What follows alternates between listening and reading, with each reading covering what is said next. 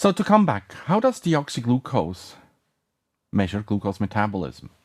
And here I want to stay specifically with the term deoxyglucose because it's not just FDG PET, fluorodeoxyglucose, it's 2-deoxyglucose, be it with C11 label, that would be also a PET technique, or C14 or H3 tritium. So it's the same process here. And the question is, how do we in the end measure with deoxyglucose glucose metabolism? There is a problem here, and I want to state this first. We have deoxyglucose in the blood. That's our CS star. This is what we can measure by taking blood samples, and we can measure the arterial input function like we just discussed, so that we can measure. Then, through transport processes, described by reaction constants K1 and K2, we have the uptake of the free deoxyglucose, that is, into the tissue. That's tissue deoxyglucose.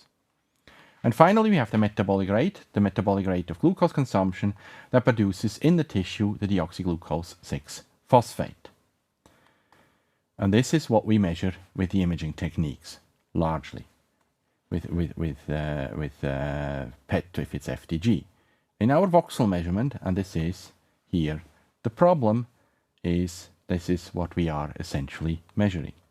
So what we don't want to be able to measure, what we don't want to have as a measurement is the enrichment of the deoxyglucose in the blood. We don't want that activity or the free deoxyglucose. We really just want to measure the buildup of the deoxyglucose 6-phosphate. That's what is wanted. And so in the measurement principle of FDG PET, this has to be taken into account. And as we shall see, this actually has a specific consequence on how the scans are being performed. So if we look at over time, we have the concentration of the tracer on the y-axis, time on the horizontal axis. Here's the concentration, just some arbitrary units, and this is what is measured, let's say, with the imaging technique. It's the blue curves, and what we have measured in the blood, the arterial input function, that is in red. One can take now, as I said, with Laplace transform or other mathematical means, one can take now the differential equation that we've established. We know the red curve, we have measured the blue points, and we can now fit our model, take into account the above transformations. One can fit this model and obtain K1, K2, and K3 to the data. This is fairly mathematically involved, and I want to show here a simpler approach, which also illustrates how we do the measurement in practice. So let's look at the free deoxyglucose here, this pool here, this compartment. This compartment, the build-up, so this is one reaction in, two reactions going out. This is the flow of the tracer in, K1 times CS star, that's the blood, minus K2 times C free, the free deoxyglucose. That's what's going back out of the, by backward transport out of the tissue, minus K3 times C free, that's the consumption rate of the free deoxyglucose. As to the tissue, in this model, the way it's set up here, we have the tissue radioactivity, the deoxyglucose 6-phosphate, that's equals to K3 times the specific activity of the free deoxyglucose. But we have no idea of how this develops.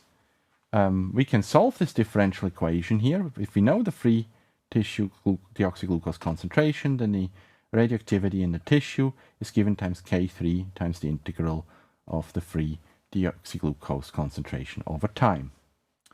Now we can make here the assumption, and for many tissues this is a good assumption, that we have fairly rapid glucose transport. So that is that the specific activity of the glucose, free glucose in the tissue, free deoxyglucose, is pretty much mimicking the specific activity of the free deoxyglucose in the blood, or the deoxyglucose in the blood. So we'll set here the free deoxyglucose concentration in the tissue equals to the concentration that we have in the blood, the specific activity. And then we can take this expression here, we can calculate K3, we'll have the integral of what's happening in the blood from 0 to big T, the time integral times the concentration of the tissue radioactivity at time big T. This gives us the rate constant K3. And K3 is essentially proportional to the metabolic rate of glucose. Actually, in reality, the metabolic rate of glucose, this is proportional. So here's the K3, that's this term here, is written as the tissue concentration of glucose, the blood concentration of glucose divided by a term called lumped constant. This lumped constant is a term that takes into account the difference in affinity of deoxyglucose relative to glucose for the process of transport and the metabolic rate. So this is glucose transporters and hexokinase. CS is the blood glucose concentration here. So this lumped constant can be measured. It is generally just assumed to be a certain value, and so we then have the metabolic rate of glucose is proportional to K3, and here's the proportionality constant. Just as a side point, the unit of MR glucose is micromole of glucose molecules per milliliter tissue per minute. Typically it's reported as micromoles per gram per minute. It's equivalent because the specific weight, the density of our soft tissues is essentially 1. So it's 1 gram per milliliter. So this is very close. So the metabolic rate of glucose should be measured when the tissue specific activity of free deoxyglucose is essentially negligible. Why is this so? Well, here we're coming back to the problem. We, in the imaging technique, even if this is 0 and this is not 0, we will not be able with the tracer techniques to distinguish between these two pools. We won't see the difference. The radioactivity that we measure is independent of the chemistry, so we have this factor contributing. So ideally, we would want to just measure that. So that's why we would want to measure at a time point where the tissue deoxyglucose concentration is negligible. And so we're doing, typically this experiment is typically done at around 45 to 60 minutes after the injection, bolus injection of the deoxyglucose at this time point. So this is our big T here, the measurement that we're doing. So that's this term here. That's what we've measured here. And now we have to evaluate this integral, and that's just taking the integral of the arterial input function. And there we go. Voila, we have a calculation of the metabolic rate of glucose that can be done in this way. This explains that when a patient goes for a PET scan to measure the metabolic rate of glucose, you have the uptake phase, so you wait a certain amount of time, typically 45 to 60 minutes. This is to get the uptake of the tracer into the tissue and to have minimal tracer in the blood at that point, so that the image represents what's in the tissue and not in the blood. So how is a typical FDG PET scan being performed? Well, first we need to produce the FDG. This is done in a cyclotron, the production of F18. Then with radiochemistry it's attached to the glucose molecule. The person is placed into the scanner. Here's the scanner. And then we obtain the image here. This is a typical FDG scan, high uptake in the heart, in the brain up here, and we have also a lot of activity in the bladder as it is being secreted by the urinary system. And here's an image of a patient, not so lucky, with metastasis in the body, and these metastases are clearly visible. So if we look at the uptake, we have the uptake, the measurement is done roughly here. We have the metabolized FDG 6 deoxyglucose 6 phosphate, the non-metabolized FDG here in this model curve. So we have the 45-minute uptake phase. So we do this, the injection, we wait 45 minutes, put the subject into the scanner, and then we measure essentially the distribution of fluorodeoxyglucose 6 phosphate. And this is here by plotting the tissue concentration to the plasma concentration, and here this is a reformulation of the expression I showed on the previous slide.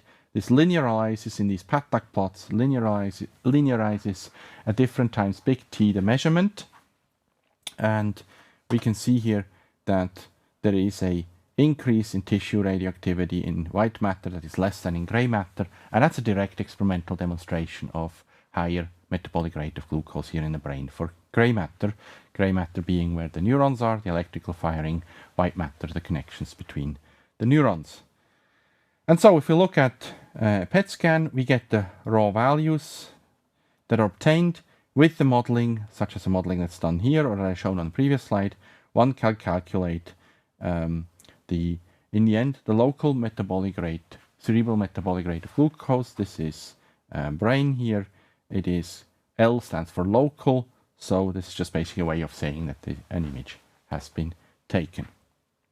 If we look at the FDG scans of a rodent, this is a whole body scan, and here is from the brain. In red, this is color coded. In red shows high uptake of the deoxyglucose and phosphorylation. So this is the essential principle here for FDG PET scanning. I want to just briefly mention a few other ways of using tracers, with, for example, with PET for gene imaging. So use a reporter gene that interacts with a gene product, and then you have a reporter probe. So here's actually a CT contrast. So this is iodine that is being transported. We have ligands with fluorinated ligands that bind to receptors.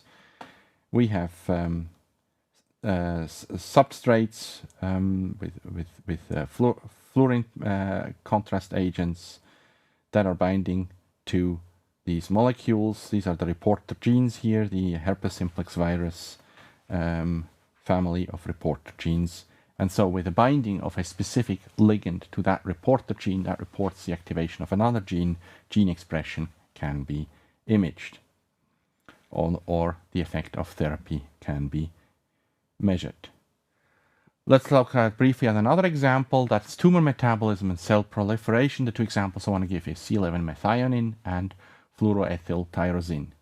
So methionine is a neutral amino acid. It's transported by the large neutral amino acid transporter molecule. With C11, it is measurable by PET, enters the tissue, and through protein synthesis is incorporated into proteins. So this is a way to measure protein synthesis.